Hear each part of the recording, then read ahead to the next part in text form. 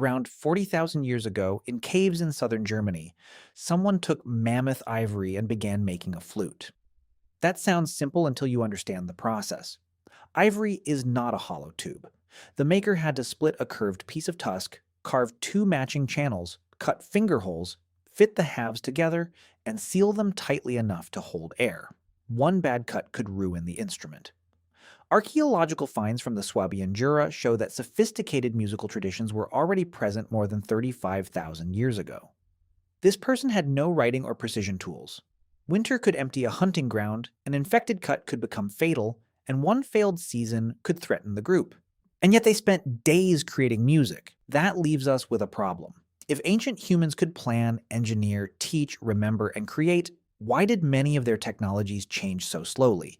Why do some stone tool traditions remain recognizable across enormous stretches of time? Maybe the answer is not that ancient humans were less intelligent. Maybe intelligence was never the thing holding them back. Start with the brain, because that is where the easy answer fails. Neanderthals had brains within the same broad size range as Pleistocene Homo sapiens, and many fossil humans had larger average brain volumes than people living today. That does not mean they were smarter, but it destroys the simple story that progress happened because brains kept getting bigger. A large brain is not an intelligence score. Bodies differed. Visual demands differed. Brain organization differed. A skull cannot tell us exactly how someone reasoned, communicated, or learned. For that, the better evidence is what their minds allowed their hands to do. Pick up an ordinary stone and try to make a hand axe. The task looks simple. Hit one rock with another until an edge appears. The hidden difficulty becomes obvious when you begin.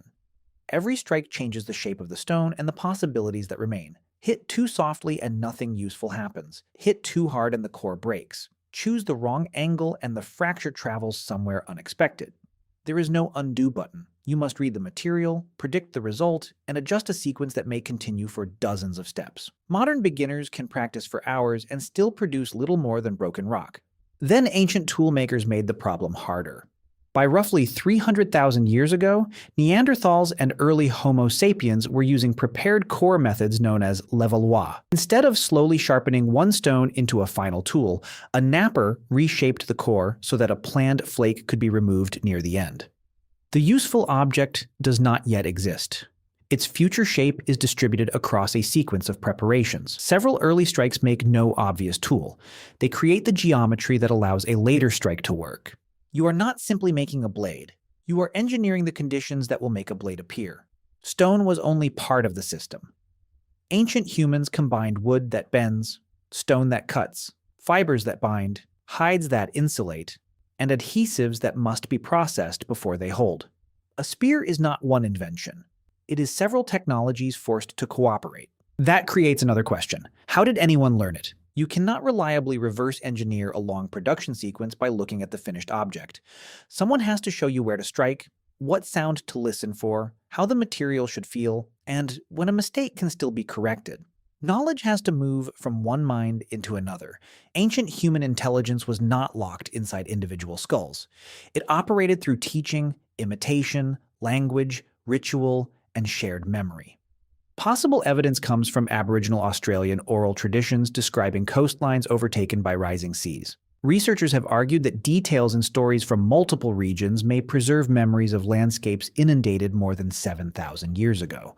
That interpretation cannot be proved with complete certainty, but even the possibility forces us to reconsider what an archive can be. Writing stores information outside the body. Oral cultures can store it inside performance. Stories, songs, routes, ceremonies, repetition, and rules about who passes knowledge on. The system is not primitive because it lacks paper. It solves the same problem with different hardware. So why, with all this ability, did change sometimes move so slowly? Because innovation is not powered by intelligence alone. It is powered by failure that a community can afford to survive. Imagine that your group depends on one tool designed to process animals before the meat spoils. It has worked for generations. You have limited stone, limited food, and no warehouse of replacements. Changing the method is not automatically creative. It may be reckless. A failed experiment for you might waste an afternoon. During a severe winter, it could waste raw material, lose the hunt, and leave children without enough calories. A tool that remained stable for thousands of years is not necessarily evidence of a mind unable to imagine alternatives. It may be evidence of a society that tested an answer so thoroughly that abandoning it required an unusually good reason. This is the difference between intelligence and innovation. Intelligence can invent.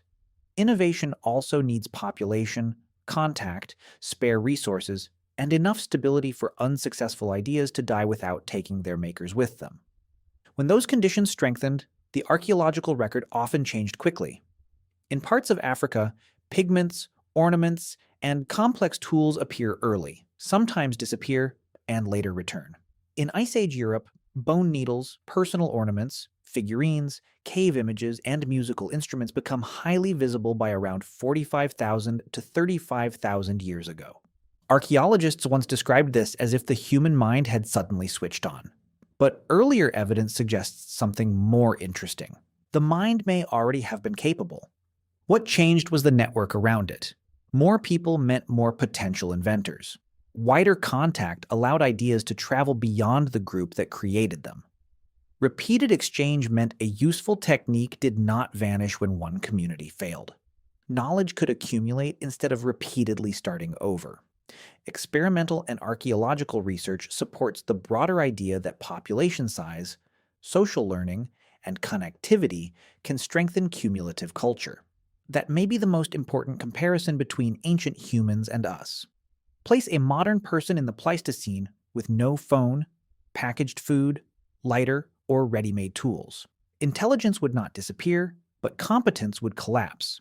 Most people could not identify safe plants, follow an animal trail, preserve meat, turn hide into winter clothing, predict a storm from local signs, or produce fire from nearby materials. An ancient hunter-gatherer could perform many of those tasks because their intelligence was trained for the environment around them.